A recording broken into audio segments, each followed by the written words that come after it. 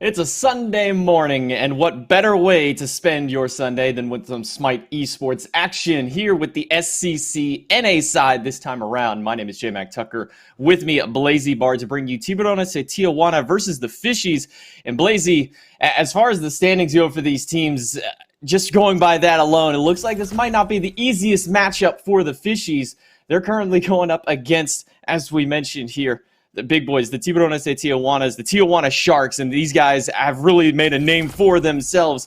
Taking a look at the standings for it, I mean, 6-1 on the Sharks versus the unfortunate 1-6 for the Fishies. Only one space above them belonging to the Artisans. But, I mean, we just need to look at nature to figure out what this matchup is going to be like, J-Mac. Sharks very commonly, I'm not sure if you know this, but sharks very commonly eat fish. So going to be a rough one. Fishies, though, definitely have the capability to pull this one out. Just by looking at the names on this team, you can kind of ascertain there's definitely the talent there, but it is going to be one hell of an uphill climb, especially with how good the Sharks have been looking so far this season. Yeah, I mean, the Sharks seem almost unstoppable. Really, the only team standing in their way has been the sturdy Artisans, but this is looking for them to try and be a quick matchup for them. I mean, the Sharks, you look at the roster for it, Guy J, former SPL talent, Cope Baby, who has also had some near, if not close to SPL talent. Cope is one of the big names we're probably going to be looking at a lot today. This man out of the jungle has a little bit more of an unconventional god pool compared to some of the other junglers in the league. Yeah, for sure. Last year, we saw him play a lot in that support role. This year, moving over to that jungle position. And I think it's something you often see coming out of players moving from jungle to especially support, is that they have this very unique play style that you don't necessarily see from a lot of other junglers, although Cope doesn't really have that kind of supportive jungle playstyle that you might expect to see from it. Instead, he is still super aggressive, likes to play on these gods like the Thanatos, like the Humbats, and just kill a bunch of people. You saw him there on the Thana, just, well, consuming a bunch of his enemies, and I think we'll probably see something similar to that going into this game here. Yeah, ever since I've been watching Cope in this amateur league, I mean, this dates back years and years ago, even back towards like Season 4, Season 5. This man loves his hyper carries. He loves to be the hard carry for his team out of that jungle, Thanatos being one of his big ones for it. But you know, we talked a lot about the Sharks here. The Fishies, though, they are no slouch on their matchup. Renjaru, Oceans, Neu, Kirmi, and Chronic on this team as well. All big names. You can't even, you know, discounting this 1-6 slash line that they have, they are still a pack of fierce players. Kirmi, one of the big ones for him out of that jungle.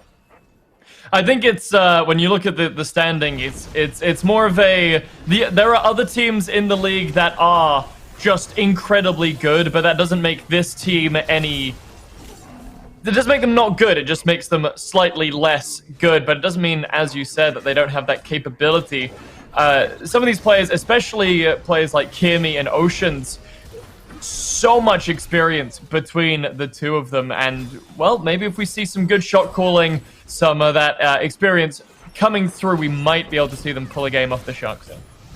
And there is some veteranship with this team as well, like we talked about. Ocean's former SPL player and what we'll call probably one of the most role-diverse players in the entire existence of Smite outside of, I would say, maybe Cyclone Spin in that regard. I mean, he has played 3 or maybe even 4 roles. 3 of that I know are immediately off the top of my head between support, ADC, and mid he's gone into there. But now that he's made his way into the support role, we'll have to see how he can help adjust his team here. Maybe they can bring themselves a win. Picks and bans for game number 1 are underway. Fishies have elected to get that first pick for themselves. So we'll see how they're able to make their adjustments against the Sharks, see what kind of homework they've done this week. Well, we're probably going to be seeing some pretty standard bans, at least in this first game. It tends to be how it goes. You want to stick to the meta and then sort of adjust to the individuals. Starting off with a Heimdall for the Fishies and a Yamoja for the Sharks. Weirdly enough, these aren't the top meta picks that you would be expecting nowadays. Yamoja's kind of fallen out of favor here a little bit compared to the Athena and the Sobek, but to even... Okay, well, ignore me. You don't want to play for the meta. You want to target out... apparently, they just really don't want to see Bluegin on that Geb do the Fishies, and Kepri's banned out here as well. Okay, that's 4 support bans that we're seeing in the first phase. Tiamat also thrown into there just for a mid lane. So 4 supports. Athena, you can maybe throw some flex in there between, like, you know, jungle or solo if you really want to. But for all intents and purposes, this is 4 support bans targeting out Oceans and Bluegan specifically with these ones.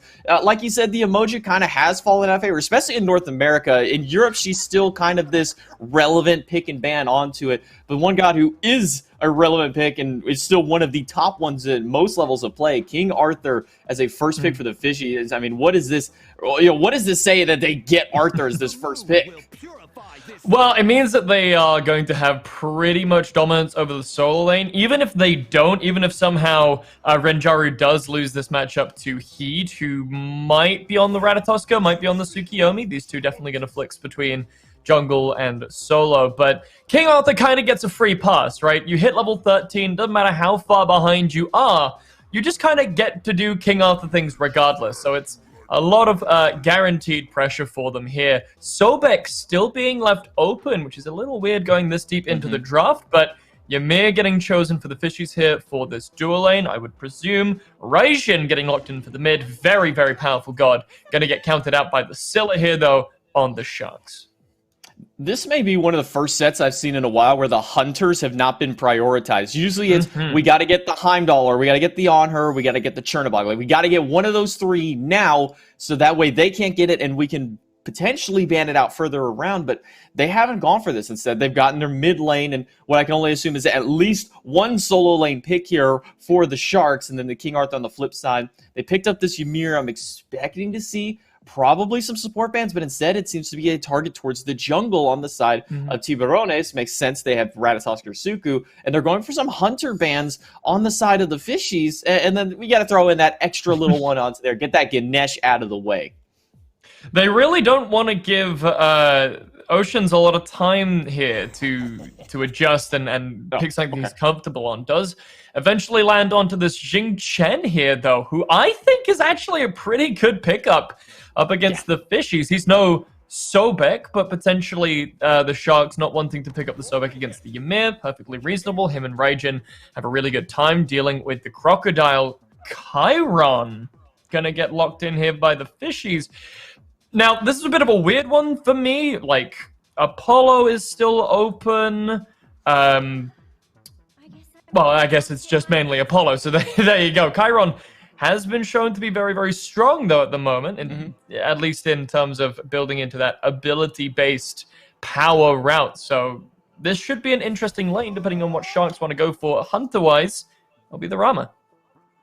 And we're not even seeing the On Her prioritized at all. He got left alone entirely, and he seems to kind of be one of those top 3 hunters. Instead, it's going to be Ram and Chiron as the hunters and a Serket lock-in. Kind of going back to the Xing Chen, I think people have been sleeping on Xing Chen. Having the ability to reduce auto-attack damage with that Furious Roar has kind of resurged him a little bit. People are realizing, oh man, crit's still kind of good. What if we just, like, half the damage of that crit right away just by reducing those basic attacks onto it? So I love the Xing Chen pickup here. Gives them a lot of setup for it. But Blaze, looking at these 2 rosters before we go into game, I mean, where are you kind of giving your edge to?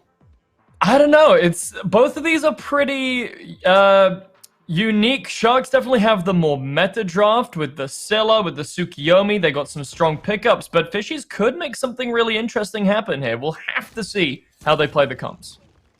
Yeah, as we mentioned, standings-wise, the Sharks up in that 6-1 versus the 1-6 Fishies, kind of the low end of the ocean here.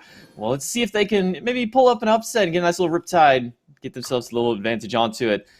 Tijuana, they're going to go with their more conventional start that we've been seeing amongst the SCC, or I'm sorry, kind of the less conventional start that we've been seeing, where they start their mid and their hunter together. Or on to the flip side, it looks like Fishies have adapted to this jungler starting over at the red camp. Which is it's a pretty interesting start, not one that you usually see. Normally you'd see the jungle and mid laner start together at the speed buff or at the red buff in this kind of start, but we'll have to see how it works out for them. As you can see, the Fishies here doing the I like to call it the Ghost Gaming start, because I always forget that Ghost Gaming has now been changed. So it just stays as Ghost Gaming. They can live on as Ghost in my heart. They're going to start the red buff with the jungler and the mid laner, and then Kimmy's just going to go and get so much farm which for the Circuit should help kind of push her into that level 4 to 8 stage where she really starts popping off.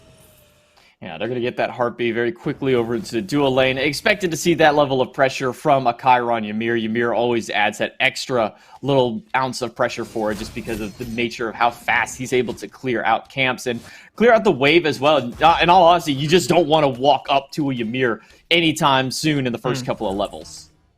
Yeah, for sure. Gaijay still alone in lane here, though. He's not going to get the choice to walk up. Yeah, he's immediately going to be pushed back into the lane, or back under the tower. Purification Bead's not expended during that engagement. Instead, he'll hold on to him, realizing there wasn't enough kill potential with him being under the tower at that point.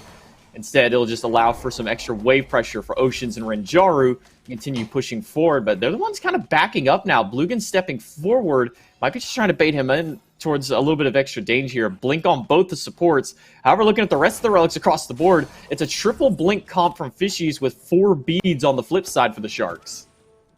For sure, and going back into this this left lane matchup real quick, J-Mac, I think the reason maybe Fishies are playing a little bit more scared is that the only one in this lane who doesn't really have a way out is Ymir. Oceans could be in danger if he gets rooted here. Yeah, with the lack of mobility and being the only one on his team with that lack of mobility, he is going to be a prime target for Blugan once that level 5 hits. It's going to be the blink and the flip on top. Oceans getting low, but unfortunately for Gaijay, he's getting low too, and the gank from Kirmi will secure first blood. Going into the back of Oceans here, Blugan level 3 should have that leap, but he's already expended it. And Renjaru will clean up the kill with the masterful shot. Too quick on the board for the Fishies. Beautiful rotation there from Kirmi. Recognizes exactly what we were talking about, right? That Oceans had to kind of back up. They were worried about Blugan going for the engage. Recognizes that's what's going to happen. Comes around with a beautiful flank and completely disrupts the Sharks' plans. It's going to be a really good pickup, especially to put Chiron ahead. Now, Rama isn't a slouch in the early levels. He can definitely do some damage, but if you put a Chiron ahead of a, let's be honest, predominantly late-game hunter like the Rama, he can do some serious stuff, especially when he has so much rotation power. He can really make that lead felt in other lanes if he can get the chance to. Well, Renjaru all alone in this lane now that Oceans has rotated out of it. He's got to be a little bit more careful. Luckily, he's got that giddy up, a pretty nice little bit of mobility for himself to get out of danger there. He now might be being ganked by Oceans, who's made a very early rotation to this dual lane. Instead of the jungler, it's now these supports that are making these quick and early rotations. Nice wall. Sets up for the ultimate for Chronic. He's going to slam him right down into place with a disarm and a stun right after. And a rotation from the jungler. Cope is going to make his way over and take down Chronic for his first kill, but Oceans turns it back on its head and takes down Heed. Cope gets frozen by the freeze from Oceans and makes it a 1-for-1 trade out, but Cope at least gets the Sharks on the board. Chronic does manage to pick up an assist here, though, which kind of makes the trade out moot, because it's the junglers who benefit here the most. Cope and Kermi being able to pick up those. Actually, scratch that. It was Oceans picking up that kill on the right-hand side. So ignore me. It is going to give this Ymir a little bit of extra sticking power, though. Being able to hit level 5 nice and early could set him up for some earlier ganks. One thing I've already noticed is there's a slight difference in the builds that we're used to seeing. Kirmi has gone for the tank boot route. Does this mean that this Circuit's not even caring about actual damage? Or are we going to be seeing more of this Bruiser-esque jungler? Well, the thing is with Circuit, J-Mac, is that she does do damage regardless of how you build her, right? That ultimate is going to be hitting you with true damage regardless of what you do or build. So by building her into this kind of tankier version, not necessarily all tank, I think we will, as you said, see Kermi go into that bruisery style. But it means that he doesn't have to worry about being so squishy in these fights up against characters like Scylla or even the Tsukiyomi. You know, you can kind of afford to take a few more hits, which is going to be really useful for Saket because you really need to be in the center of that fight to be able to do your job effectively. Look, Blazy, I thought we were past this bruiser jungle start. I thought we were past running these tanky support junglers, but it seems that Kirmi hasn't given that up and is starting out down that road. We'll see where his build ends up leading him. For now, Cope, despite the fact that Cope has been a little bit less active on the map than Kirmi, Cope has been able to pick up a little bit of an experience lead over him. Level 7 to level 6, about a half level for himself. And maybe such as that with the nature of that semi-global ultimate that he has available to himself, but I think just the better farm in general. While Kirmi wants to fight, Cope wants to farm.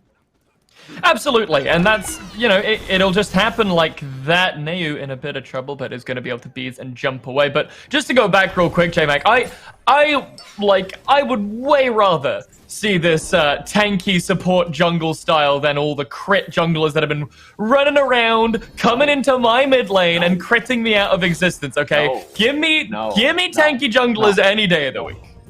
No, I don't want to deal with a third tank on the map, Blazy. We've been past this. The Dirty Bubble meta is well and gone. I'm tired of seeing it. Give me these glass cannon assassins. I want to start one-shotting them with my I'm a Monsters, with my Final Judgments. Like, I want to bop them. I don't want them to sit there and take 17 abilities before they ever lose half their health. Double ultimate, however, from the assassins. And that's going to be a quick kill on the Chronic under the tier 1 tower. He's now going to go for the proxy farm. And there's no one on this side of the map to be able to contest it. Anyways, Zed, they're looking over towards the Scorpion at the Gold Fury pit. 3 rotating over for the side of the Fishies. But Blugan is not going to let this one go for free. He's set himself up for a potential steal. Kirmi misses the Cobra's Kiss, but doesn't matter. Enough secure on the side of the Fishies to grab the Scorpion. At the end of the day, it's just a Scorpion. The Sharks are able to get a kill up on it, on a King Arthur, which is always going to be good to delay that free Arthur pass, which is just what I like to call the I'm Arthur, I get to play the game no matter how far behind I am. So it's just a good little way of delaying that just a little bit and making sure that, more importantly, Heed gets ahead. Because I don't know if you are aware of this, J-Mac. It's kind of a well-kept secret, but Tsukiyomi is scary when he has levels on you. What? That's crazy. I would have never guessed that an assassin with an insane amount of damage and decent CC would ever be scary if he gets ahead of it. That's crazy. Blazy, you gotta share this kind of info with me more often. Well, listen, it's a trade secret. We're friends. I just wanted to make sure that I was telling you. Nobody else heard that, though, of course. That wasn't publicized anywhere. Yeah, just making sure we're on the same page. But Heed is going to look super scary if he can get, even if he can just maintain this, he's going to look scary. But with this level lead over Arthur, especially seeing as Chronic hasn't chosen to build into any prots first, going for that Stone of Gaia first item, which isn't going to help him too much up against Heed, it's going to enable this Tsukiyomi solo to bully out Chronic even more, potentially even get another kill, and just snowball that into the rest of the map if he can. Oh, Chronic basically has to play sitting under the tower, which is not common for a King Arthur to have to sit so far back, but as we mentioned, he has started to build up a little bit of a lead for himself thanks to the help of Cope Baby, who's focused pretty much all of his efforts onto this solo lane, trying to keep this King Arthur down, and has built up not just that half-level lead we saw earlier, but now a level and a half lead. Kirmi's going to try and make their presence known in this solo lane, going right on top of Heat. He's going to use the ultimate, or try to use that ultimate for some extra protection, but not going to do anything for him. Kirmi finally shows face in the solo lane, is able to get a first kill on his side of the board. Well, there you go. That's just example number 1. That doesn't matter how tanky you build Circuit, that ultimate is still going to be doing a heck ton of damage, able to shred through any sort of shenanigans that Heat might be able to come up with, and that's going to be super helpful for Chronic here. We talked already. Actually, hold on. Over on the left-hand side. Look, Guy J ulted for style at that point. He wanted a really nice view of that kill. He wanted to give Cope Baby support from the sky, just the applause from the heavens on that one. Cope Baby able to get that kill under the tower, but again, that opens up the Scorpion on the opposite side of the map for it. And again, Blugan the only one in the area to try and even look at it. So with 2 big rotations to either side of the map, Fishies have been able to respond in kind with objectives, but now knowing and having that communication that everybody was at the right side, Scorpion, Gold Fury left open for Tiburones, and they're going to take that one rather swiftly. Absolutely. It's going to be a big boom there for the Sharks, able to take it away. There's that gold lead that the Fishies have been working so hard to mount up all the way down the toilet, bringing us basically back down to a dead even game here, which I guess is exactly where the Sharks want to be. Their comp is very much favored towards that left lane, the late game. Especially with Rama being a really late game hunter, Scylla being definitely more favored towards the late game. Same with Tsukiyomi, Ratatoska not so much, and the same with Jing Chen. But these carries are really going to start coming online in the next 4 or 5 levels, and that's where the Sharks kind of want to play this game for. Yeah, we do see a little bit of a level lead for Neu in that mid lane, but the action really hasn't been around there. If you've noticed, Blazy, nobody cares about this mid lane. Nobody cares about these mages right now. All action has been in the duo and solo lane. As I say that, Kirmi leaps in on the Spring, but a quick Sentinel will get him out of danger and get him back to the safety of that tier 1. But all of our focus so far in this matchup has been solo lane. Keep this Arthur down, keep the Tsukiyomi down, or in the duo lane, keep Renjaru, keep Gaijay down, because normally we see, normally it's the drinking game, how many times is the Ymir gonna die in the early game, then we get late game and it doesn't even matter because he's a Ymir, he's super tanky, lots of CC. But it hasn't really been that. Nobody's really paid much mind to Ocean so far this game. I kind of wish that that would be the case for my games. I wish the junglers would just leave me alone to farm, but speaking of Ocean's not getting targeted, he could be in some trouble here. It's going to be a double ultimate to them. Ocean's still alive for the moment. Cope goes through, but it's Gaijay under pressure right now. He's going to throw out the snipes, try and take down Kimmy. He missed that second one. Third one's not going to hit either. And unfortunately for him, he's got the damage with the Chiron, but still manages to pull out an extra kill. Rolls away from the base attack. He's still winning this box match. Are you kidding me? Gaijay finally going to go down after the masterful shot, but Cope rotates over and gets him with the spin afterward. But Gaijay almost won a 2v1 that he had no right to win in the first place, coming down off that ultimate with only a sliver of health.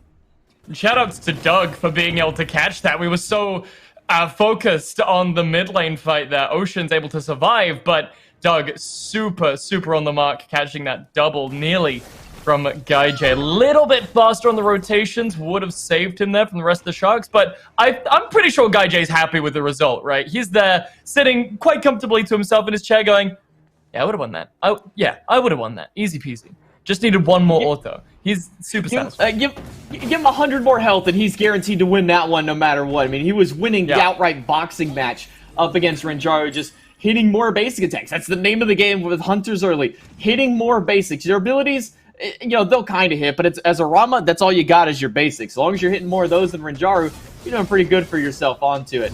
Chronic just going to take up that Totem of Ku, going to be one of the last ones of the game for it. There'll be one more spawn onto it. Meanwhile, Oceans, he'll rotate over towards this left mid side in order to try and regroup with Neu, who's still holding a little bit, a very slight experience lead, about half a level still in his favor. Looking at the builds for these Hunters, we've been seeing this Charon's coin a lot recently, Blazy. Yeah, so Charon's, it got a small buff. Actually, hold on, we might need to talk about this later. Never mind. I mean, just that. Quick and easy. Back to the Charon's coin. So Charon's coin recently got buffed just a touch, and now it's kind of just better Obshard. You get so much out of this item when it's fully built. You get a bunch of movement speed, you get 20% magical penetration straight off the bat, a bunch of power, HP and MP5. There's just so much that this item gives you, and especially on less mobile mages that are kind of in the meta right now. Like, Raijin's dash is super unreliable. Like, Scylla is a lot better on it, right?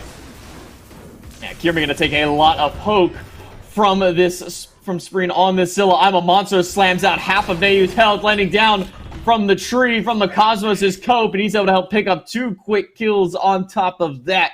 Just going for the zoning ultimate to cut off their options, cut off the path there.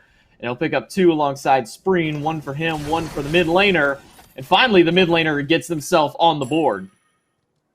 And yeah, for sure, Spreen's going to be super happy with that, able to do a fair amount. Look at the amount of damage difference there, nearly 2k in favor of the Sharks. And I bet you a large portion of that is going to be on this Scylla, sitting level 15 at the moment. Has Sands of Time, which I think is actually really interesting for Scylla, considering she's, in my opinion, one of the mages that still really benefits more from that Conduit gem than she does from the extra cooldown from Sands. So I think it's really interesting that she's opted to go for this starter item rather than get that huge late game power spike that is Archmages.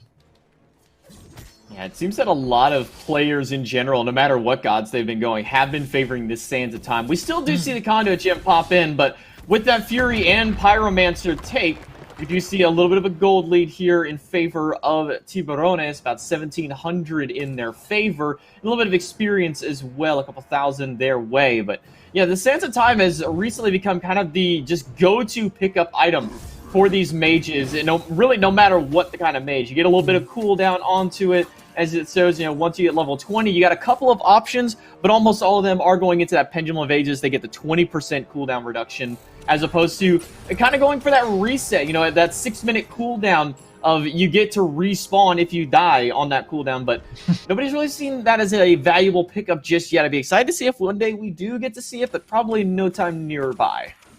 It's a very niche item, is the alternate timeline. It's kind of like Khepri. Oh, you know when Khepri first got released, he took a while, but after people kind of figured out that, if he's just rezzing himself, you can just kind of stand around him and kill him when he respawns. Right? That's kind of the same vibe that you have with alternate timeline, except it's not a tanky Khepri that has a chance of, leaving and surviving for a little while if his team is there. It's a squishy mage who is probably just going to die anyway. Quick ultimate from Kirmi gets a quick ultimate in response from Cope. He'll stand up on the Cosmos waiting for a chance to initiate or to disengage. Kirmi will go into the stealth and Cope will dismount from the tree. So jungler ult for ult there with nothing else expended aside from the blink actually for Kirmi, using that one aggressively to try and sneak that one in. Chronic gets spotted out by Heed, who will block his path off from the jungle. Everybody's gathering up around this mid lane. I wouldn't be surprised if we see some action kick off here in just a few seconds. It was interesting seeing Cope try to go and be the engager. Normally, for the rest of this game, we've seen him kind of be the secondary engager, waiting for one of his team to go in, which I think he was trying to do one or the other, right? He was either looking for the opening up there and then going to go in to engage primarily, or looking for somebody else to start it while he's up to be the secondary. Well, Chronic has run into a few problems and it forces out his ultimate. Not that it's the end of the world for this King Arthur. He'll be able to stack that back up very quickly and get himself back to base safely as he picks up a full Genji's guard on the way back, giving him that extra little bit of magical protection he's going to need. Looking up against the roster he's fighting, yeah, it doesn't matter what you are. You see a Scylla on the enemy team, you've got to pick up some kind of magical defense. Absolutely, yeah. I'm surprised we don't see him go for the Talisman of Energy, which has been a super popular pickup here in the solo lane. Still a bunch of magical defense, some HP, and then like a bunch of extra stats for the rest of your team, but instead, choosing to go for the Genjis, giving himself a lot less cooldowns, which for Arthur is still a really, really great pickup. You get 2 seconds off of all your abilities every 25 or so seconds after you get hit by a magical ability. So definitely going to be helping out Chronic in some of these situations where he's getting dove on by Bluegin or even just getting hit by Spreen. Well, Gaja had seen that song and dance, and he's able to get safety under his tower, and now Bluegin making an aggressive path around the backside of the Tier 1. They'll be able to pick that one up nice and quickly. 4 players on the side of the Sharks have made their rotation over to fight against the 3. Make that 5, as even Heat has made a rotation over. The Gold Fury has not respawned just yet. Still about another 45 seconds until that one is dropped. I can't imagine that's what all this pressure is for. I imagine that Tiburones were looking for some kind of fight. And Oceans looks like he may want to give it to him. Freeze on the Cope. A little bit of damage with the Ice Carpet afterward, but Cope does have the dash to get back to safety. I think you're definitely right. I think the Sharks were looking for the Tier 1, but really they were looking to get a pick so that they could capitalize, maybe go for a Tier 2, maybe transition that to the other side of the map, set up for a Fire Giant, but instead, just able to pick up the Tier 1, which is a victory in and of itself. So they don't commit too much at all. I think the worst thing they contributed to that Tier 1 tower on the left-hand side was Bluegin's Magi's, which that'll be up in 10 seconds now anyway, so not really too big a deal. The next big point of contention here, though, J-Mac, should be this Gold Fury that is spawning just about now. And, well, it's going to be a big one for these two teams. Yeah, getting this final Gold Fury off the map and making it to where you only see the Primal and Oni Fury is so big, because those are the two important ones going into the late game. So kind of getting rid of the small fry, even though a bunch of gold is really nothing to scoff at for it. Now Ocean's the forefront for the team. Chronic making his rotation around the back. Now we see all 10 players on the map grouped up for it, but Heat is doing anything he can to put some zoning on, throws down those caltrops, put a little bit of poke there onto Oceans. Not a lot of it. He doesn't have a ton of damage built up into it. Oceans has plenty of protections, including a spectral armor for himself to immediately start countering out that crit that GuyJ has built. But we see Cope pretty far out there. Oceans takes one step too far forward, and he gets blown up.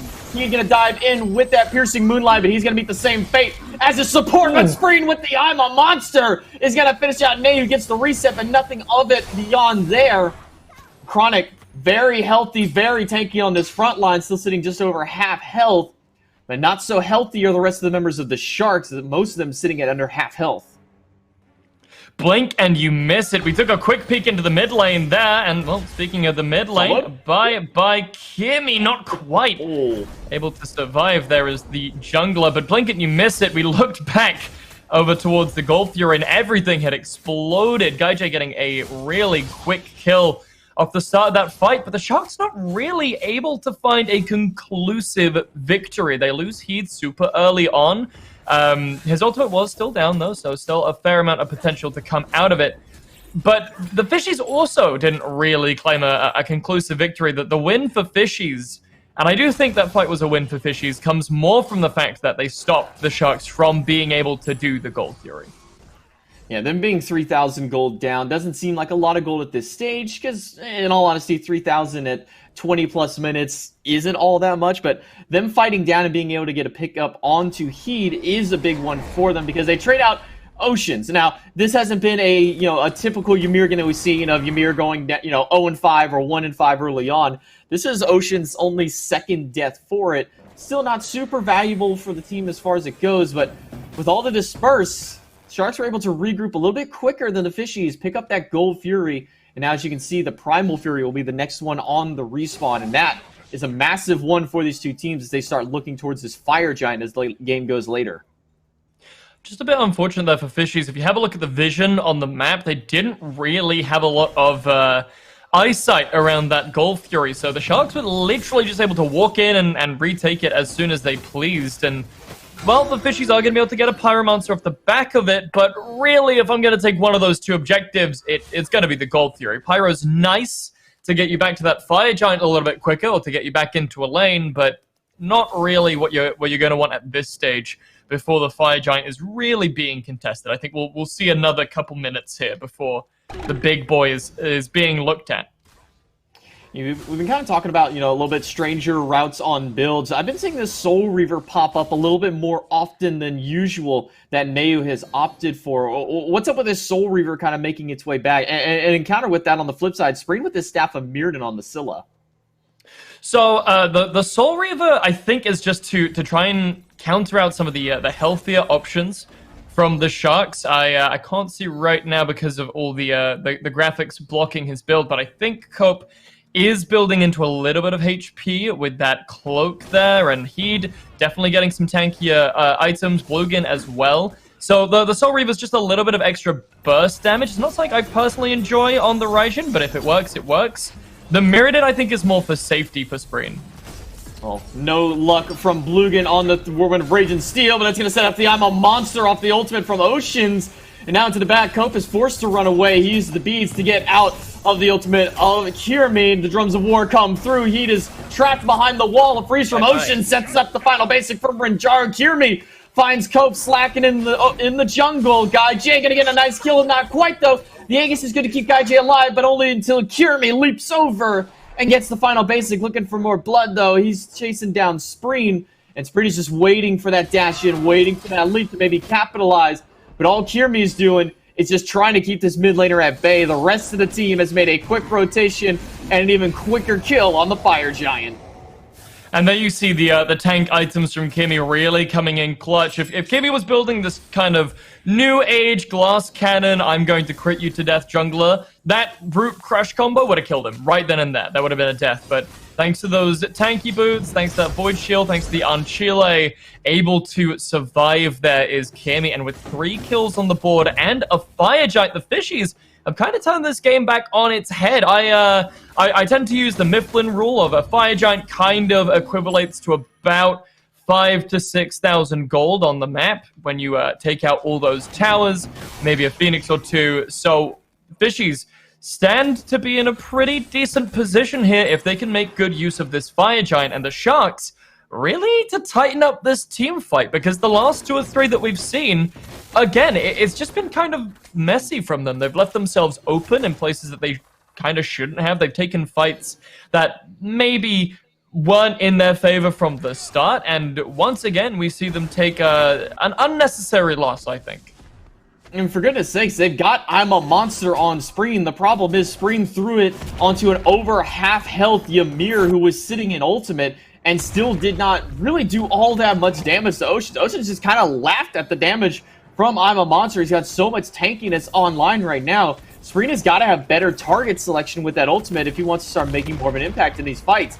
Tier 2 tower down and up towards the Phoenix defense now are the Sharks fighting against this Fire Giant team. Sikkim and Crush have already been thrown out. Blugan goes into the backline looking to grab one person. He's going to grab Renjaru, but there's no follow-up from him. Piercing Moonlight out of Heed will now dive into the backline. Aegis from Name means he doesn't take any damage from it. Kirmi is going to get blown up by this Scylla onto the back end. The Ama Monster does get the target they're looking for, and the Crush takes down Oceans. Now still diving through it. Nayu gets taken out by Heed. The Crush gets the triple kill for Spreen, and that's the deicide that the Sharks were looking for.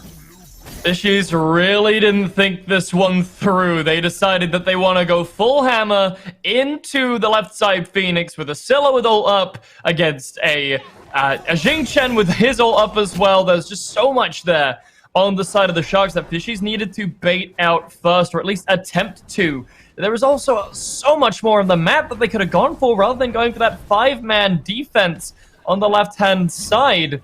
They could have picked up both the towers in mid, then moved over to the right lane, maybe picked up a Phoenix if they could bait out something from the Sharks, but instead they threw all their chips down onto that left Phoenix basket, and they come up short, and now the Sharks are back into a good position, able to pick up the tier 2 in mid, going to pick up this Primal Fury now. Still 2 minutes on the Fire Giant before that respawn, so probably aren't going to be able to find that off the back of this, but that Primal is going to make it a lot easier for them when it does respawn.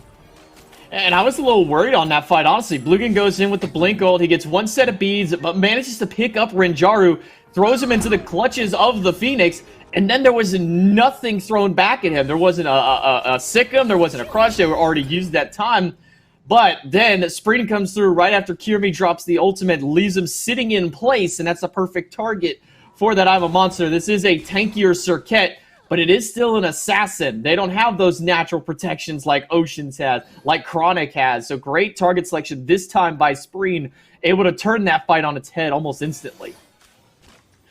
Yeah, and now we're going to be seeing the secondary setup for the Fire Giant once again. Still about a minute until it spawns, but the Pyro going to be a little bit more important now. Fishy's able to pick that up, so they have a little bit more leniency on when and if they want to back. Whilst this Fire Giant gets ready. He's sitting up in Niflheim for now. It's not even Niflheim, it's Muspelheim, my bad.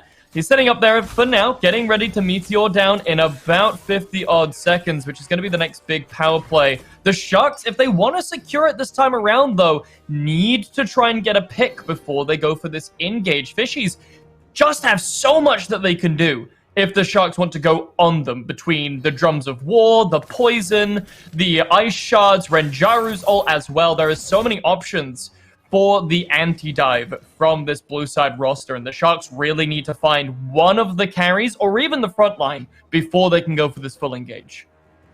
And more than anything, they also need Chronic to kind of step up into these fights. It felt like, especially in that last fight, Chronic really was kind of a non-factor for them. Usually you have this King Arthur kind of be that bully, dive into the backline, keep the carry out of the fight, but it felt like Chronic just either couldn't get to that backline during the fight or was too busy trying to peel his carries in his backline onto that one.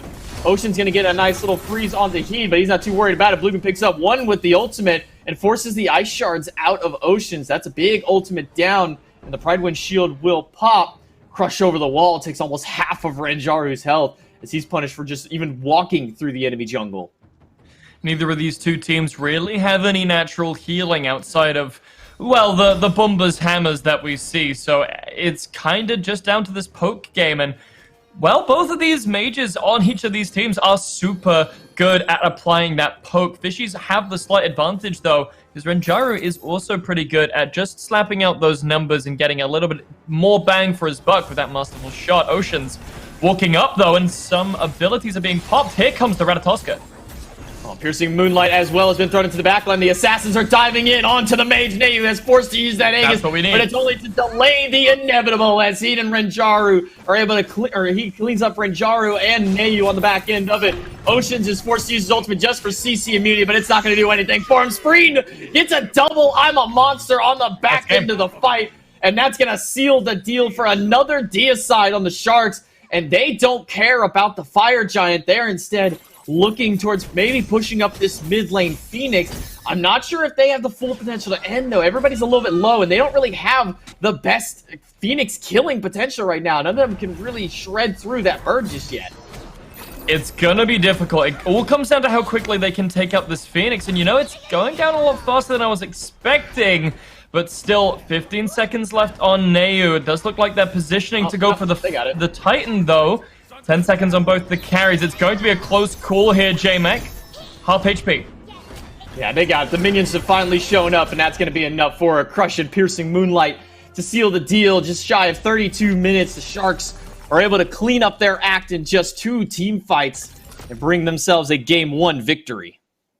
You know, the whole pre-game, J-Mac, we were sitting here saying Fishies are not looking great coming into this matchup. They're at the very bottom of the standings right now. But honestly, coming into this game, I'm more impressed with Fishies than I am with the Sharks. They, as we said, they came into this being the underdogs, and sure, they didn't pick up Game 1, but they definitely showed a very, very strong case as to why they could have won Game 1. Yeah, Fishies still have a little bit of fight in them. We're going to take it to a quick break. When we come back, we'll break down the remainder of what happened in that first game.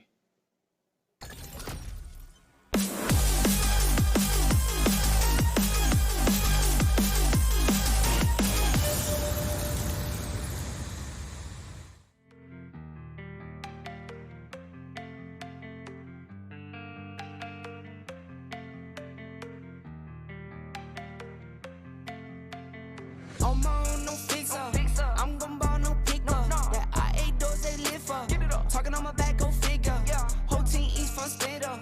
Never was the one to go flicker. No face, no case, no picture. Full place, big stakes, my dinner. Flip that, Canal Street. Flip back. Last week, old money. This week, new racks. Never buy none more. If I can't afford to gift wrap, stun in your foreign car.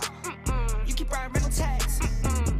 Heard you roll the other lane, we are not the same. Couple thousand in my pocket, this pocket chip. Rubber bands on my arm, this is not for play. I put 20 on the crib, but you cop a chain. I know they hated or love it. You know I love when they hate it. Last year was living basic. Haters on the other side. Read between the lines. Know I got some haters with me. Made it through some evil time. Late night on some demon time. Pour the Sprite, I need a line. I can't lock it, sweet line. Freeze time. Brainstorm, you can assume with your chains on. I can see none with the lights off. Cap, you been the main one. Coolin' when I got my mains on. Show money, but those aren't the same ones. I been told you that it was game on. Been winning since I was on game 1. Telling me how to live like you made me. Go dumb and I blame you made me. Money longer than a grown-up baby. Got crazy in a new Mercedes. Thinking that's 550.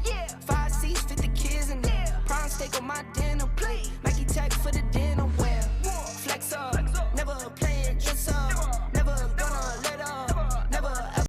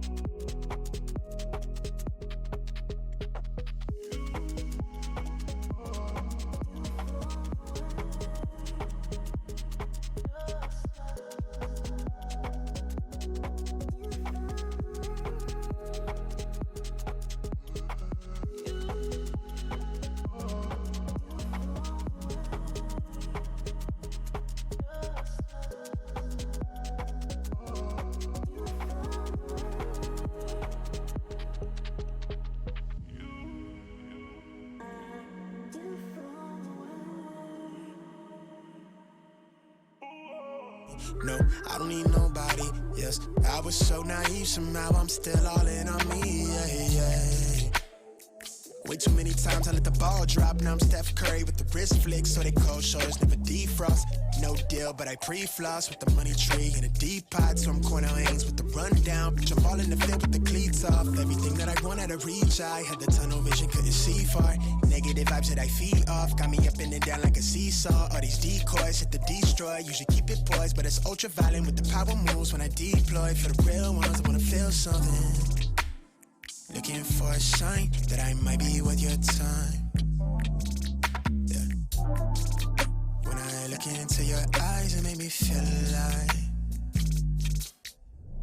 I don't know what this is, yeah, but it feel like it's real, baby. I don't wanna pretend, no.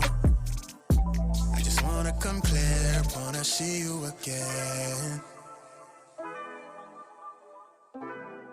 I wanna see you again. I wanna see you again. I can't stay. No, I always gotta go. Playing house, this ain't a home with my soul.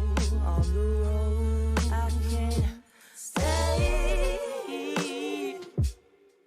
No, I always gotta go.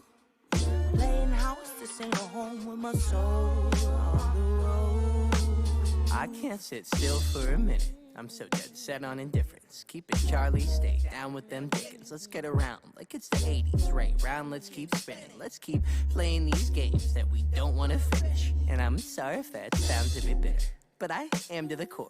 You want the whole damn thing, then you ask him for more. You want that old jive swing, you take up all of the floor. I'm fine with standing at the edge of the door. You be the life of the party, I blend in with the core. You drink it all to Bacardi, till the bottle's no more. Let's take it back for this started.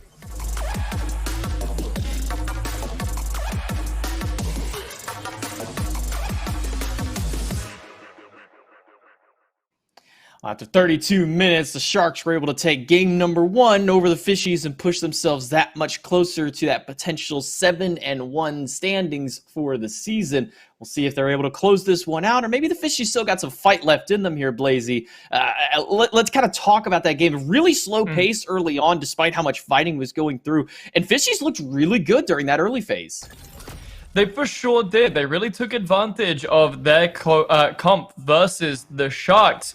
And even during the kind of mid to late game early fights, they really managed to take those away from the Tiburones and kind of solidify themselves a little bit of a lead, at least around the 28 or so minutes in. It was just the last 2 or 3 fights they really let the Sharks get the better of them. They just had a lot of dive on the side of the red team. We saw right at the end, for example, Cope and Heed just went full dive in on Neu and Renjaru, who all by themselves, completely separate from their supports. And right here as well, kind of a similar situation. The carries and the tanks are so spread apart, and it's just such an easy dismantle operation for Spreen and for the Assassins to deal with. And this is the double kill that we actually didn't get to quite see on screen from Spreen. As you saw, kind of that early game momentum started by Cope, putting a lot of focus in that solo lane. Then as that game started transitioning a little bit further, the damage and the kills had to start falling more towards Spreen, as his damage is going to be a lot more relevant than the Ratatoskers as that 25-30 minutes starts coming through. And you can see that just in the charts alone. Spreen, 23,000 damage, highest in the game by a pretty good margin there, about 6,000 over the next highest, and that one was also on his team. So yeah, that early momentum started by Cope eventually was able to allow Spreen. And the big thing that we talked about, he needed good target selection, and what he did, what did he do? Phoenix Defense finds the one target he needs, kills the squishier assassin to now kind of spread the team out. And then that last fight, I mean, you saw him, he had maybe 150 health to his name, and he stuck around and was able to pick up a quick double to seal the deal for his team. Well, we touched on it during the game, J-Mac, but the junglers seem to have no interest in the mid lane at all until later on. And when you have a Scylla occupying that mid lane area, you really have to watch out because, I mean, we saw here, Spreen, 0 deaths on the board the entire game, able to basically free farm all by himself, and then pops off when he can, when he has Scylla power. Yeah, and we'll see maybe if they take that Scylla away from them this time in the picks and bans. I can't imagine you let him just get another shot at that god. And especially, even if you do let him have the Scylla again, you can't just let him literally live the life of luxury in the mid lane. I don't think I've ever had a game of my own where I'm playing a Scylla and I'm not being ganked by the jungler on cooldown, basically. Yeah. As soon as that ult is up, they're in my lane. But when it comes to this game, nobody paid any mind to him until the fighting started breaking out too late into the game by the time he's able to already one-shot people. I was once, a couple days ago, playing with a solo laner who was like, why are there 4 people in my lane? What have I done? And I'm like, wait, sorry, that's a surprise to you? That's just mid lane every single day. But both of these teams already looking to basically run back the bans, except for one tiny, incy-wincy little child-sized change from the Fishies, that being the Scylla being taken away from the mid laner. And on top of that, the Tsukiyomi also getting taken away from the Sharks. Fishies don't want to deal with any of that. Yeah, that solo lane was just a little too much for them, but especially Spreen in the mid lane, that Scylla was way too devastating. 7-0 to end out the game. Yeah, you got to put a pin in that one. You got to cut your losses on that one. Say, all right, we messed up game 1. Now we got to make our amends to it. They're going to go once again with this Ymir, giving that one back over to Oceans. Similar, almost exact same bans from the Sharks on the flip side, but now Sharks are going to take the Raijin away and put that one in their hands. Yeah, so I not a detractor from Oceans. I think the Ymir worked out pretty well from last game. I don't think they got much from it, but he definitely didn't play it poorly. The Raijin going into the Sharks, I think, is a really good pickup. They can't take away the Scylla. Raijin, another really, really strong mid laner at the moment. They also go in to pick up the Arthur. This is basically a challenge from Sharks by the looks of things, saying, okay, well, if you want to ban the things that we played last game, we'll just play the things that you did, and we'll play them better, and we'll still win, is the opinion that I'm getting from this. Merlin going to be coming in to even up the draft in the mid lane, and Wukong for the solo. Yeah, and that's the thing that we also have to take into account here is they gave up the Arthur, which worked well for them. They gave up the Raijin. They're still losing out that Ratatosker. That one's going to go back on to Cope. They kind of forgone all this stuff that they had went for to pick up the Ymir. Now, I'm not saying that Oceans was played bad at all. In fact, that was one of the better Ymir performances we've gotten to see throughout really most of the SCC. But is that Ymir that important that it needs to be first picked here, Blazy? Do you think that this first pick Ymir is the answer? Is this the god that has to be on this team? No. It's just straight up no. I think, again, I know I said it in the first game, but Sobek is still open, and Sobek is probably next to Athena, the best Guardian in the game right now. Maybe if you take away, like, the top end Yamoja play, right? But Sobek just so strong at the moment, so much displacement, damage, protections, peel, CC, whatever you want from your Guardian, Sobek has it. And it does feel a little weird to me that Fishies decide to go for this Ymir first, but hey, maybe it works out with the rest of the comp that they have planned. Assassins and Guardians going to get banned out here by the Sharks and the Fishies respectively, leading to a Ho Yi pickup in the duo lane for the Sharks. Yeah, Ho Yi, we don't really get to see this god much at all this season, Blaze. In fact, this is one of the first times I'm actually seeing him picked up since Season 8 kicked off in the competitive side of things. Cupid, a little bit more common. Dodgy, we've been seeing a lot of as well. But where does this Ho Yi kind of fit amongst the tiers? Where does it kind of fit amongst the dual lane power scaling?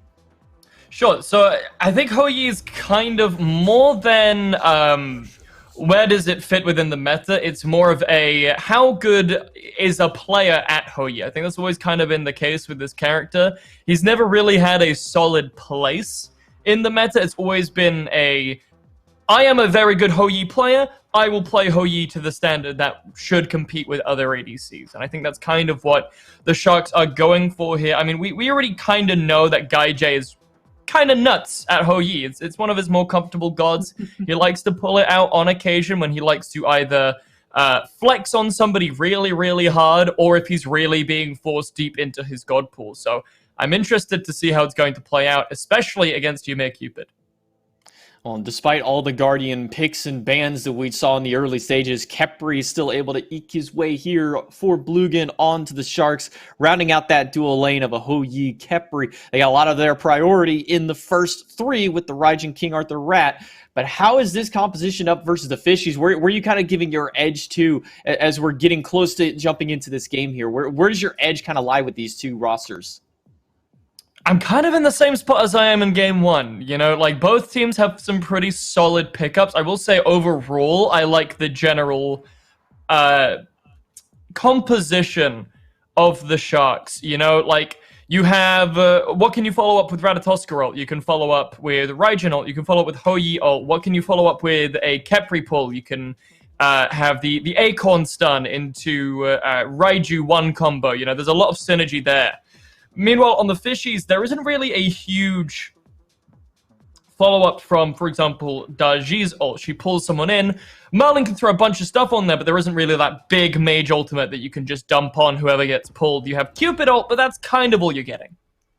Yeah, well, game two, do or die here for the Fishies. They need this one to push us into a potential game three, but the Sharks have drafted themselves a pretty strong roster here to go up against it. And even with this Hou-Yi that we kind of touched a little bit upon, Blazy, I think you kind of hit the nail on the head with it. I think that Hou-Yi is never really a bad god. He's never really a good god. It all is dependent on that player skill for him. That Ricochet is a very potent ability, and when you can start landing those double and triple taps consistently, that's what separates you from being a regular box standard Hou-Yi player to the god of geometry on this god.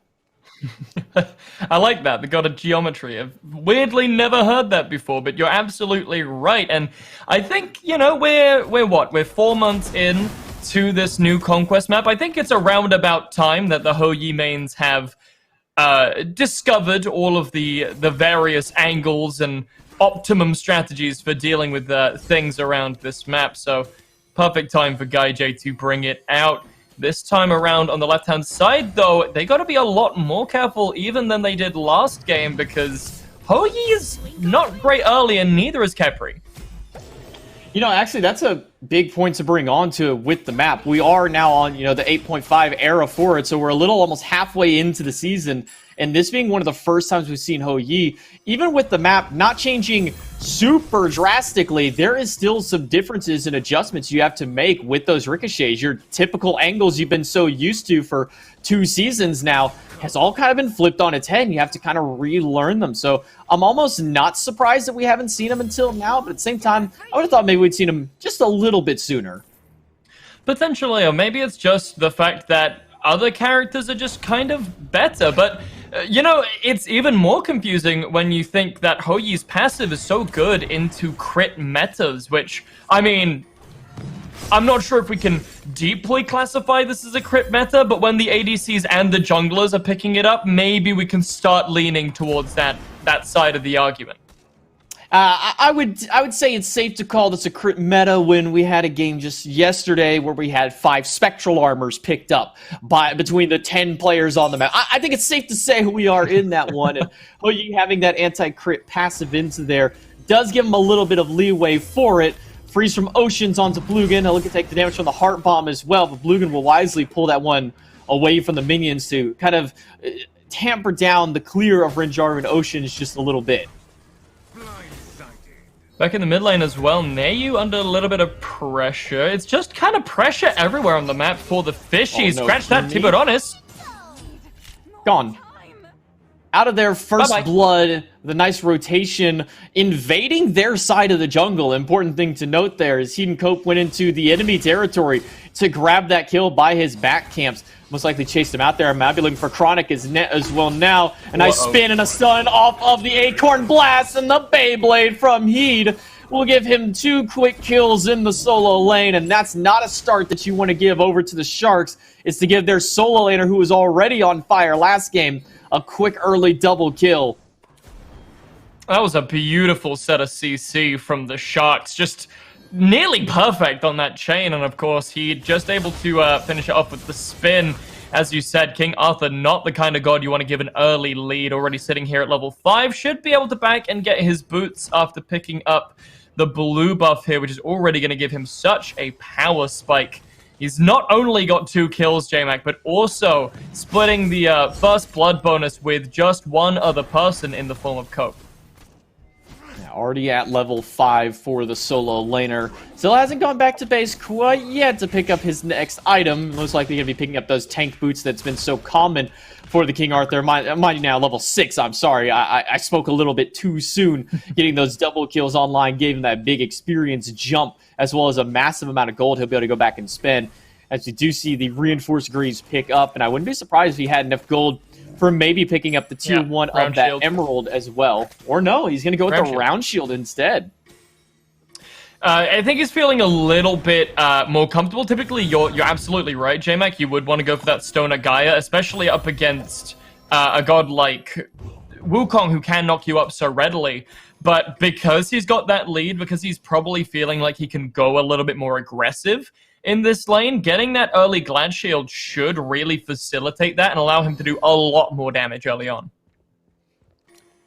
Just want to note that Gaijay just face-tanked a Heart Bomb Fields of Love, now sitting back nearly over half health, almost back to full health now, and did not use his beads. He just elected to take that damage, recognizing there's not a whole lot of kill potential early on. It's only that tier 1 gauntlet online for the both of them, so not quite the damage onto it. And that's a big cooldown to him, not wasted there for Gaijay, but that's a lot of dive onto Nate. Percussive Storm doesn't fit. He needs those Taiko drums to hit at least once, but he's not going to find him. Instead, it's a dive in the back from Blugan. Will the Rising Dawn be enough damage? It will. Blugan sneaks one from behind. Cope Baby dives now over onto the red buff, met by Renjaru and Oceans, and it looks like it will not be a successful steal there. Now, unfortunately for Blugan, he is left alone, walled off by Oceans, but now Sabrina's made the rotation back over, gets the Raiju Percussive Storm combo, and takes down Kirmi.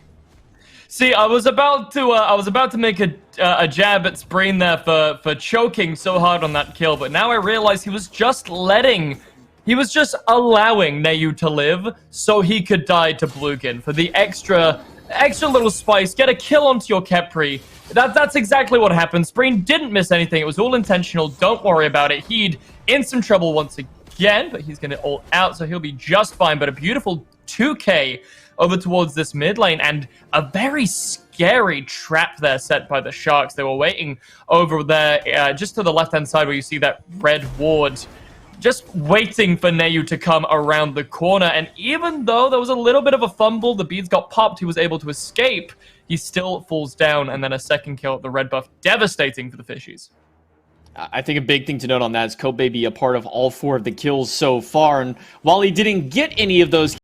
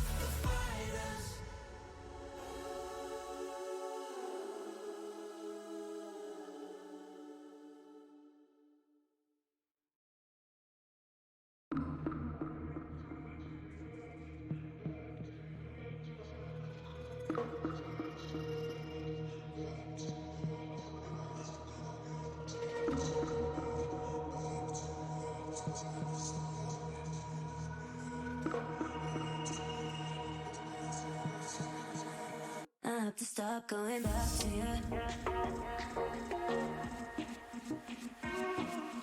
Back to you. Back to you. Back to you.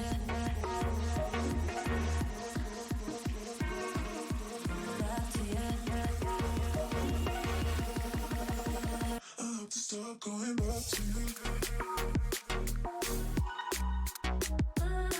you. Back to you. Back to you.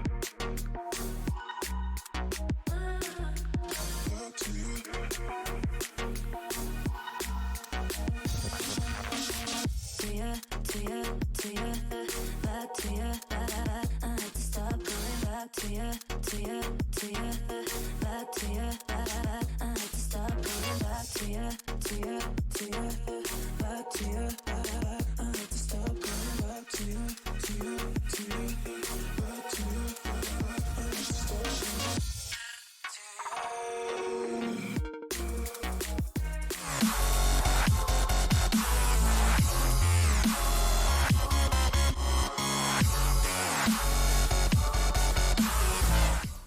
And right back at it, like we never missed anything onto it. Tiburones de Tijuana up 4-1 to the Fishies. It looks like they're starting to posture up for potentially fighting over here under this mid-harpy. They're going to get a nice little pluck there, but unfortunately for Blugan, he's caught now in by the Pala. Has to use that ultimate to get out as quick as possible. Ice shards in from Oceans, but Spreen finds Kirmi onto the back end of it, diving in aggressively. Spreen's able to find Oceans, who got left all alone, left high and dry.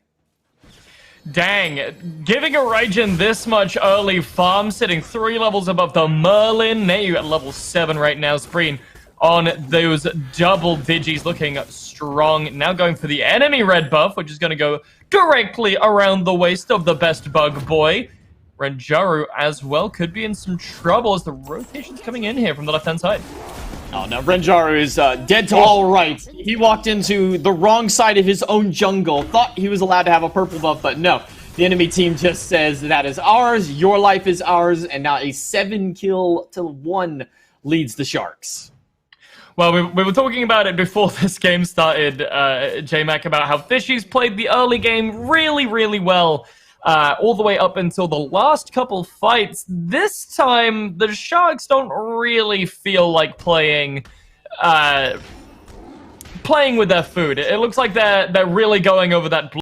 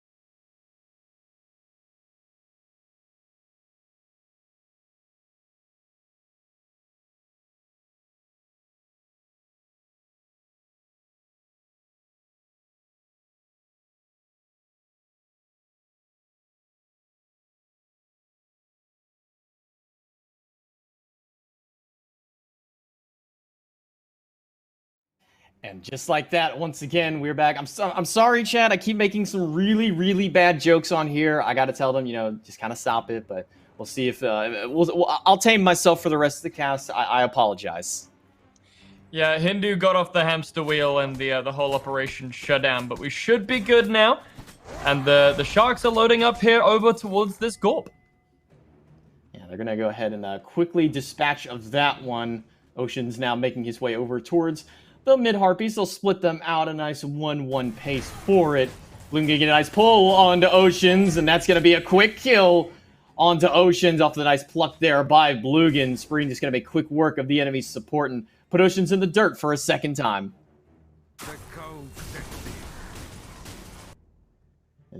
Said it before, I'll say it again, J-Mac. The Sharks are out for blood right here. They are not taking their foot off of the gas pedal. Across the board, let's have a look. We're even in the solo lane, but 2 levels in the jungle, 2 levels in mid, 2 levels in the dual lane, 1 level, 2 levels on 1 level in the ADC role, so 3 levels overall. Heat could be in some trouble here, though. Oh, he's going to get a quick ultimate on top of Chronic, but he's got backup with Cope immediately on a Kieran. The spin is going to be good enough. Chronic just barely managed to get up into the somersault cloud, and he'll slowly regenerate back up. But the rest of the Sharks are en route. Chronic dives back down into the middle of them, and he'll be taken out quickly by Heed. And Oceans goes into the ice shards. That'll be enough to take down Cope before he loses his life in the process. Now 3 deaths down onto Oceans, but manages to at least come up with something for their trouble. A little bit, but if you combine that with... Oh, wait, no, never mind. The Sharks don't want to get that FORP just yet. And no Gold Fury on the table. So, I mean... Hey, there have been worse trades out there, right? You take down a Ratatoska, who is 3 levels above you, 1-0 and 9. Get him off the map for a little bit. Give Kirmi a little bit more of a chance to farm. Not the worst thing to happen, but at the end of the day, 3 kills to 1. Over on that right side engagement. It's not looking great. The Fishies really need something here, and I think that something is just to kind of try and play back and farm up. But as much as I say that, the Sharks don't really want to give them that chance. Yeah, I mean, I want you to mentally repeat that slash line you said of Coke Baby before he went down, and then also repeat, the slash line of Spreen currently. Previously 1-0 and 9, now 1-1 and 9, only not part of a single kill for his team. And by the way, 5-0 and 1 on Spreen. Last game, mid laners didn't get a chance to really do much of anything until 22 minutes in. This game, Spreen decided he wanted to be a part of most of the action and also take a lot of the kills for himself. Those 2 levels up off the back of a ton of that kill pressure that he's gotten. Now Gold Fury started up by the Sharks. They're going to make quick work of it as well. Already down less than a quarter health. Guy J, Blugan, and Spreen will make sure to drop in, add a little bit more gold to their pockets. For sure. Last game, as we said, no focus towards these mid lanes. And, well, it seems the absolute opposite this time around. Nehu has been getting super focused out. Every opportunity that the Sharks get to try and bully him away from the lane, they've been taking. Luckily for the mid lane, he only has 1 death. But that has not stopped him from being 3 levels down from Spreen pretty much the whole game. It's been a rough one for Nehu, and especially on Merlin, who really needs to be even or ahead to really have his impact felt, especially now when he's getting murked. That's just some bullying right there. He was waiting for him. Now come from the sky, blast him away with the Acorn Blast. Cope will die to the tower shot. Palau's going to pull Heat in, but he doesn't even care about the fact that he just got ulted. He's just going to keep the aggression going. Spreen with the Percussive Storm will make sure to finish the job and take Oceans out of commission. And Tower Tier 1 about half health, and they'll turn their sights towards it. Minions about to push through, so they'll be able to shred that one down very quickly. Chronic nowhere to be seen during that rotation, and he just steals a couple of Harpies away from him for his trouble. Said, you know what, I had to rotate out of lane. I had to help and get these kills. I'm going to take something else of yours. Grabs those experience. Maybe even steals a blue buff away from Chronic here. Does not look like he's successful in doing so, though. Well, Chronic might pay for this with at least a very sizable chunk of health. Was just full HP not 5 seconds ago. J-Mac now sitting at half. But that's kind of how this lane is going to go. Wukong, again, just like the Merlin, really needs to stay on par with his enemy, or he really isn't going to be able to get all that much done. What is he looking to build here on this third item into this breastplate? Not common to see this one as a third item pickup. Well, we haven't really seen any crit coming out, so it's unlikely to be spectral. It could be a contagion, but not really too much innate healing on Fishies. So unless he's going for that that contagion just to counter out Chronic's ultimate, I think maybe this is a breastplate. Give himself a little bit extra cooldown, some extra mana. I'm not sure though. This is a very interesting pick. Let's see what route he does go with it. Soul Eater finished up for Chronic and fully stacked as well, going into the Tower Shield for a little bit of that hybrid offensive-defensive power towards himself. It hasn't been too much of a fun game for him. 0-2 so far on the Wukong. He's been focused out quite often in both of these games, this game as well. No slouch and no stranger to these rotations by Cope and squad. We in fact got bamboozled, J-Mac, by the icon. It wasn't tier 2 of any of those breastplates that we were talking about. It was in fact, I think it's Jade breastplate that levels up here into the Mail of Renewal. Pure sustain here for Heed going up against the Wukong and the whole rest of the team. Root thrown out by Blugan, but to no avail. He does not find Nayu. The wall from Oceans, attempting to zone Blugan away, but Blugan is just keeping them away from this Pyromancer. Chronic is trying to sneak his way in. Blugan is waiting for the opportunity to, well, not have to worry about anything. Cudgel thrown very early in the wings, and Sharks will be able to pick up the Pyromancer very quickly.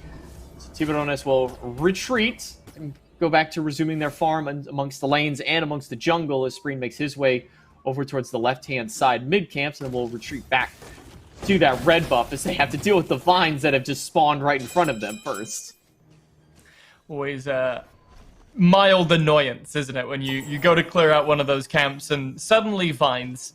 Don't think anyone's quite used to them just yet, as, well, it looks like the Sharks are just going to go straight back to the brief 5 seconds of farming before probably going to commit violence upon all of their enemies once again. Fishies really struggling to stay in this. 15 minutes in, 7,000 gold behind. Need to remind you, J-Mac, that around this time last game, Fishies were, what was it, up 3k? Instead, the other direction. Yeah, I mean, Sharks with a 7,000 gold lead, nearly 9 to 10,000 experience lead right now. I want to see them push this advantage they have. Too many teams get these big leads early on, and then they just throw them away. They say, oh, we'll just wait until Fire Giant, and then we'll be fine, because we'll fight them. But they allow these teams to just slowly creep their way back in. They get a pick here, they get a pick there, and all of a sudden that 7,000 gold lead is 2,000, and then it's nothing, and now they're actually losing the lead onto it. Sharks are going to make their way over to the Oni Fury that has spawned and try and get that quick objective on the board. Kirmi walks forward and sees the full force of the Tiburones, and he's going to back away immediately while he dives into the backline, dealing with 4 players while the rest of his team deals with the Oni Fury. Goat Baby drops out from the Cosmos, finds Kirmi. But Kirmi luckily able to get up into the Palalau in time. All beads used aside from Heed. He's just going to take the damage from the Pala, take the pull in just to get him closer. Now Ocean's stunned out, rooted out, and shot down by Guy J, picking up not just the Fury, but an extra kill on top. This is exactly what I mean by the Arthur pass. Heed wasn't behind, this time able to propel himself ahead of the game. Grabs that Arthur pass early, and, well, we just saw him go basically 1v4.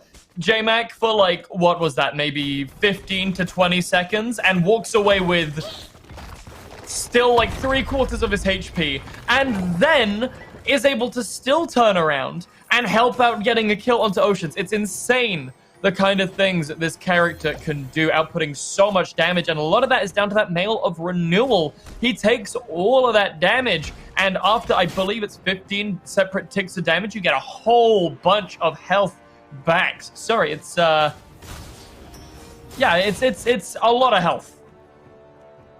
Yeah, I mean, well, wake me up when King Arthur 1v4ing and getting out of there has changed. I mean, this is not news to this god. Sure, it got stunted a little bit between seasons, but he's still back and just as big as ever, you know, just now with less gladiator shield, now with any other item in the game that will allow him to do so. Emerald or the Pestilence picked up for the anti-heal. Renjaru in a bit of a boxing match with Guy J. Unfortunately for Guy J, the suns aren't bright enough to stop the onslaught of the Fishies. They finally picked themselves up another kill after going basically unanswered for the last 12 minutes for Tiburones. Be able to get that tier 1 tower as well in the process and start pushing forward towards the tier 2 tower. Yeah, though, no respect for the 1v1 have the Fishies. Never. It's deeply upsetting. Guy J thought he was going to get a nice 1v1 against Renjaru, but no. Kimi and Oceans come around the corner and just completely disavow the sanctity of the sacred duel ritual. But gonna be a neat little kill there for the Fishies. Going to help Renjaru even up his score here with Guy J just a tad. Only player on the board who is even with his counterpart. That's kind of crazy, right? The entire map is behind, other than Renjaru, the potentially one shining hope for Fishies here still, who can still really make an impact. He's got that Wind Demon online, he's got the Executioner too. He could start potentially swinging some of these fights if he can get a decent Fields of Love out. Renjaru's been one of the only ones they haven't really been paying attention to much of this game. 0-1 and 2 so far onto the Cupid, getting a nice assist for that last kill. Starting up the Fire Giant. Heat is at the front line with his squad. Blink in by Oceans. He's going to get immediately plucked in by Blugan, walking through the pit of fire of the Fire Giant. And it's not looking great for him as Guy J picks him up. Akirmi in the backline is able to grab Guy J. Meanwhile, Cope is trying to do anything he can to close the gap on the two carries. Well, he's just going to let Heat do that instead. This King Arthur is unrelenting. Takes down Renjaru. Still looking for Neyu as well. Cope going to tap the Acorn Blast. And the damage after from the Heartseeker enough to take him down. Cope, baby, managed to pick up his 3rd kill of the game. 4 on the board from that fight, but it wasn't unscathed. They lose 2. The dual lane of the Sharks taken out. It does mean for the Fishies, though, silver lining, that without Ho Yi, the Sharks can't really do this Fire Giant straight away. The slightly less good side of that is that Guy J will be up in about 8 seconds. The Sharks do still have the option to group up around this Fire Giant now that the dual lane has respawned. They'll still be there with a fair amount of time left before Ren, Neyu, and Kimi can really make it over there. So who knows? We might still see this Fire Giant dance go off. I doubt it. I think the Sharks might look for another pick first, but we'll have to go from there. It's been a bit of a rough patch here for the Fishies. They haven't really been able to claw their way back out of this just yet. Getting a couple of kills in that fight that, honestly, they probably really had no right to even get those 2 kills. As to setting up for the Fire Giant yet again, what is the defensive or offensive call for the Fishies to get themselves back in this? So the Fishies need to find a pick, which is going to be very difficult for them, considering they are so far behind. But I guess the things that I would like to see is a little bit tighter grouping. As you can see, Kimi's all the way over here on the left-hand side. But also, I would like to see Chronic in one of these fights. Please, just one. Just one of them, please, Chronic. Be there for something, help to peel for one of the carries, whether that be Neyu or Renjaru, and let them get some damage off. We nearly see Cope fall down there in that last engagement, whilst him and Heat are going after the 2 carries on the side of the Fishies. If we could see a little bit more peel for them by Chronic, or even potentially by Oceans, who blinked in to the Fire Giant pit, only to get instantly sundered by Blugan and then blown up. If we see a little bit more peel for these carries, potentially we see that translated into a pick, which could then lead into a chink in the Sharks' armor that the Fishies could look to exploit. But as it is, if they keep being so far apart and not peeling for their carries, it's going to be near impossible for the blue team to really come back into this game. It does feel like the grouping needs to be a little bit tighter up onto here, especially as you mentioned from Chronic, who hasn't had much of a participation in these bigger fights. Finally was able to get himself in on that one and looked better for the Fishies than they have all game. Once Chronic makes these rotations in once he becomes that beefy front line, which he's building a little bit more towards it. Glad Shield and the Genji's Guard online for him now. So he's a little bit tankier and then going towards a Cloak. He's going to be a little bit tougher to kill, especially with that extra lifesteal from the Soul Leader. A Fire Giant started up, already down to half health.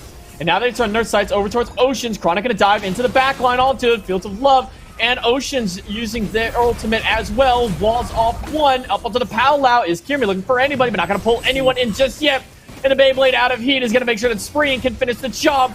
And the revive comes in from the Kepri, making sure that Gaijay lives, but only for a split second longer as Nayu picks up a quick double kill, but a double on response from Spreen. He's still looking at Renjar and willing to chase him down. Spreen doesn't quite have the distance to close the gap on a Renjar. The Thundercrash still on cooldown. He'd looking to close the gap as well. And that will be enough with the stun to get triple kill on the board for the Mage. Spreen 10-0-4 off the back of that fight. My man is divine, looking so strong on this Raijin. Once again, Fishies are able to take the dual lane off the board, which means no Fire Giant just yet for the Tijuana Sharks, but should be able to potentially pick up this tier 2 in the mid lane. Chronic can't really step up here because Spreen will probably melt off his little monkey face. Tier 2's gonna fall down. Grouping here from the red team. It looks like they're just going to strip away the rest of the jungle back, get their spikes. I think they should be able to finish most of their starter items by now. He just picks up his. The starter from Bluegin should be available as soon as he gets enough gold for it.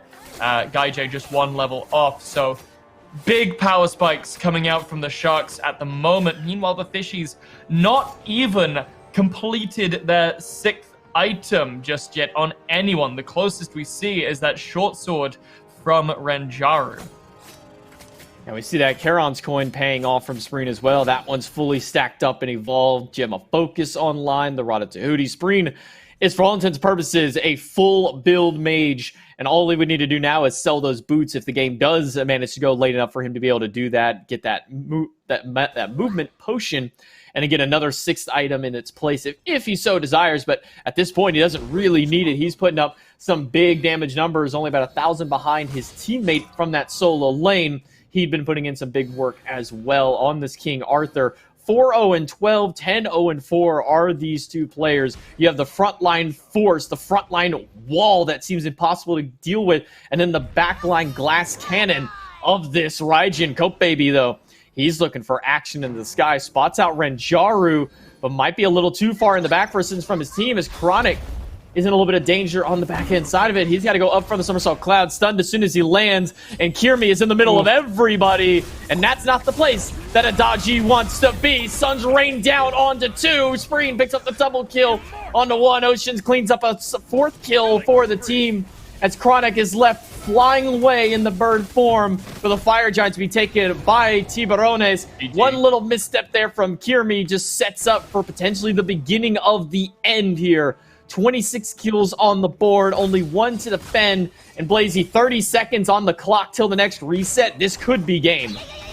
Yeah, I was gonna disagree with you there, J-Mac, that this isn't the beginning of the end. I'm pretty sure this might be the end. Chronic actually might be able to chase out Cope here, but meanwhile on the right-hand side, the tier 2 tower is gonna fall. That should be at the very least a Phoenix. 10 seconds left on Ocean, so maybe Fishies don't feel confident enough to push in here. But at the very least, they get the right side bird and maybe the mid lane bird. They're going to go right in onto the Phoenix themselves. They will be able to drop that one down. I'll take just a brief moment and a pause in the action onto it. I thought that was going to be the end. I thought the 4-man group up was going to be good for him, but Cope takes a little too long to recuperate with the team. And because of that, they're only able to, I feel, get this Phoenix. It's still a few more seconds until anybody else is coming up, but I don't think they're able to end now with how long it took them to get that Phoenix. Yeah, I'm surprised we saw them go for the Fire Giant. I'm surprised we didn't just see them go to that mid lane, take down the mid Phoenix, which was completely exposed. Only the Wukong really left to defend, so I think it would have been a pretty easy end there. Maybe the Tiburones just try to play it safe. They know that Fishies have the potential to win a team fight, so potentially playing it safe. But again, everyone was dead. So I think maybe a little bit of a miscall, maybe a bit of miscommunication, could be all sorts. But I mean, it doesn't change the fact that the Sharks are still in a very strong position here. If they don't manage to end, if they don't manage to claim this mid Phoenix, they definitely have the potential to do that on the next push. Yeah, but it is a tall mountain to climb for them. I believe they were down somewhere around the range of 15,000 gold. Now, not saying that that is an insurmountable lead. We've seen in the past, even at World Championship level stages, where 20,000 gold was almost the cursed number. I mean, at one point we saw teams getting a 20K gold lead and then losing with that 20K gold lead. So it's not entirely out of the picture here for Fishies, but this is a really rough one for them to come back into. Their Phoenix does go down right before we pop out onto that one. And Sharks just feel like they have all the momentum going for them. Let's not say some teams, J-Mac. Let's tell it how it is. Let's tell it any team that went up against PK had that 20K gold curse. All right, we don't have to sugarcoat it for everybody else. It was just those teams. But you're completely right. There is definitely potential here for the Fishies to come back into this. But they're not PK. It's going to be a lot harder for them to be able to find this. On the flip side of that, though, they still have some very, very strong defensive characters. If we can see a good pull in from Kimmy using that Powwow, if we can see a big Fields of Love ultimate from Cupid, there are so many ways that they could turn around this fight at the Phoenix. It's just going to be very difficult for them to execute with just how far ahead the Sharks are. Yeah, I think that's been the biggest problem in these last couple of fights is they want that big ultimate from Kirmi. They want that big ultimate from Rinjaru.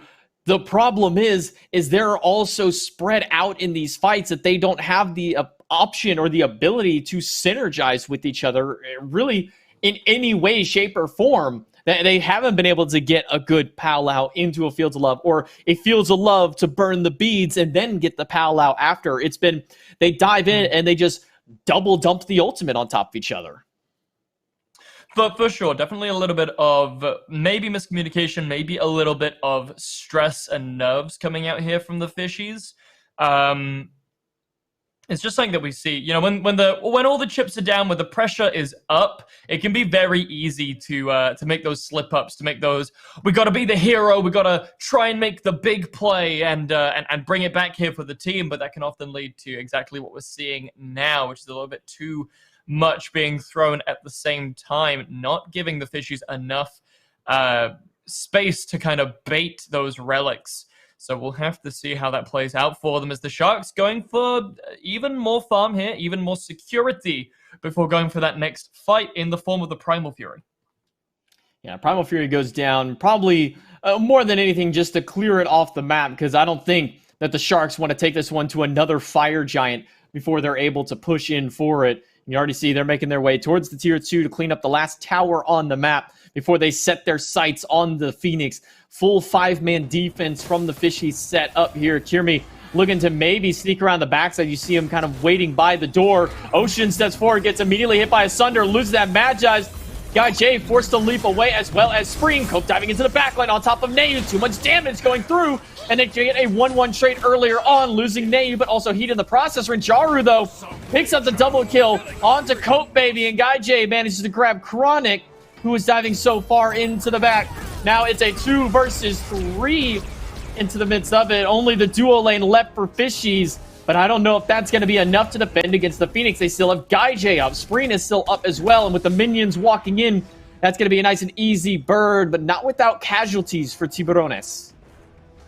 But as you highlighted, J-Mac, the important players are still alive. Spreen is still up. Guy J is still here. They have the objective clear, and importantly, they have the Titan clear if they want to try and go for it. 15 seconds hit left on the Mage, and now they're pushing into the base.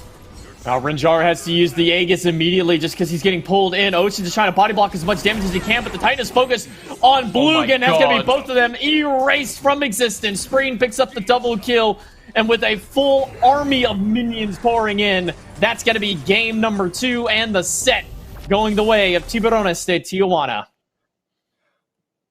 I am floored by the amount of damage that the crashing, the Thunderous Crash was able to do. there from Raijin. I think that nearly half hit the poor Renjaru. He nearly got one shot by the leap from Raijin. That is how far ahead Spreen was. Ends the game 14-0 on the Thunder God out of the mid lane. Just has an absolute insane game. And, well, J-Mac, Fishies had a good start to game one, but the Sharks really showed us this game exactly why they are so high up in the rankings. Yeah, and we'll get to talk a little bit more about their standings and such after the break. We'll be back in just a few moments.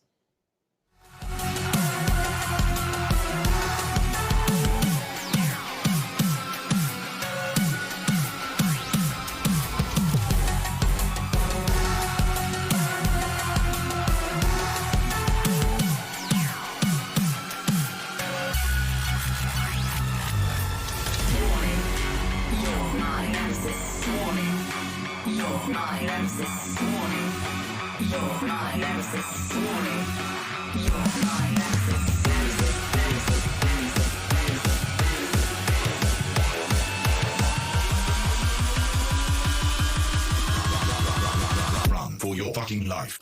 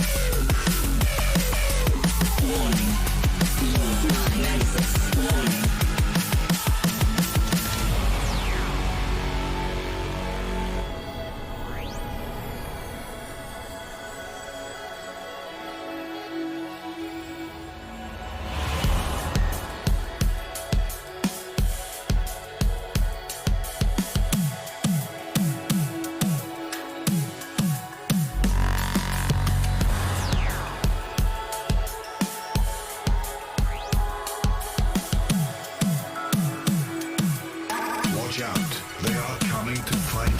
Warning, you're my nemesis. Warning, you're my nemesis. Warning, you're my nemesis. Warning, you're my nemesis.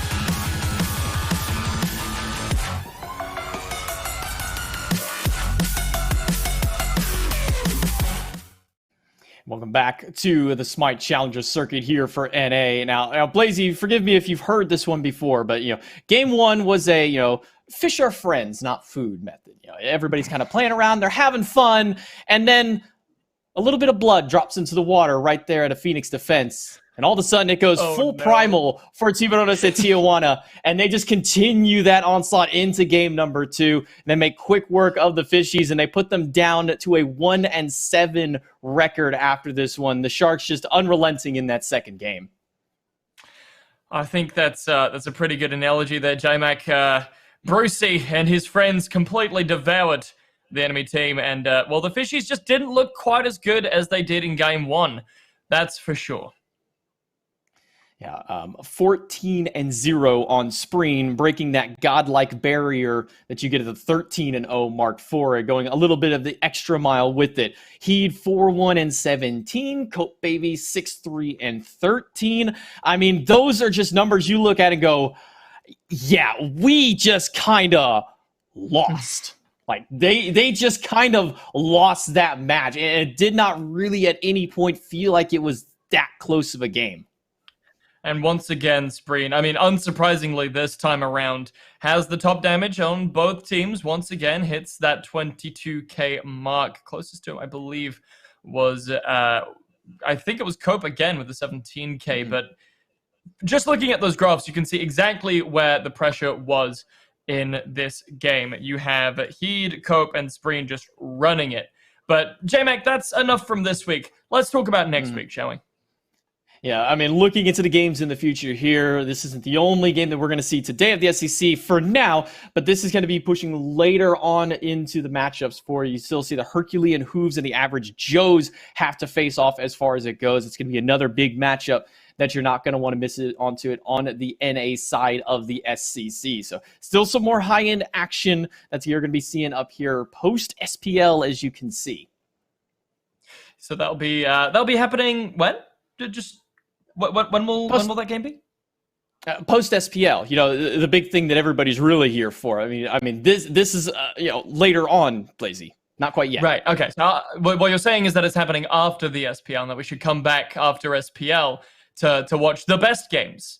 Because I mean, Baskin is on this Herculean Hoof roster. Yeah, absolutely. And taking a look at the standings here, you see Tiburones are able to extend themselves up here, sitting 6-1 at the moment. Fishies 1-6. Not the best matchup for them, but the average Joes and the Herculean Hooves still have to have their face-off. 3-4, 2-5 between them. Joes are trying to make a name for themselves to maybe try and get themselves into that third seed if they can get a win over the Herculean Hooves. It's going to be a big matchup between these ones. For sure. The dead center of the pack, kind of looking for that extra edge above the Hooves are the Joes. And, well, the Hooves are just looking to look a little closer to how we were all expecting them to be at the start of the season. Definitely not in that place that I think a lot of us were looking at Baskin and the boys to be. Yeah, and as we look into the matchups for next week, Tiburones are going to take on Winter Dogs, the fifth seed team at the moment. Again, probably not too difficult of a matchup for us. They're playing the same way they did today. Sturdy Artisans are going to be taking on the Herculean Hooves after that one as well. And then as well next Sunday, Average Joes and Fishies. So Average Joes are going to take their shot at the bottom of the barrel of these two teams. And I mean, but looking at those standings and comparing them to what we saw with EU, the top end of NA looks like it's just so much further separated than the bottom half of it, where in EU it was a lot tighter knit. You know, you had your Elysium, and then you kind of had everybody else right behind them, and then the one down at the bottom. NA, not quite as tight-knit as the EU was onto it.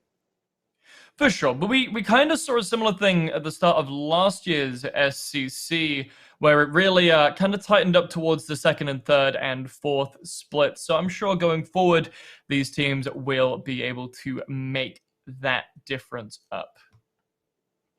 Yeah, but with that one, I mean, we're not quite done with all of our esports today, Blazy. This was just the first set of the day. We've still got tons of esports action for you, with the SPL being the big one coming up here in just about 10 minutes. We're going to take it to a brief break, go to the bathroom, grab your snacks, because SPL coming at you in just a few.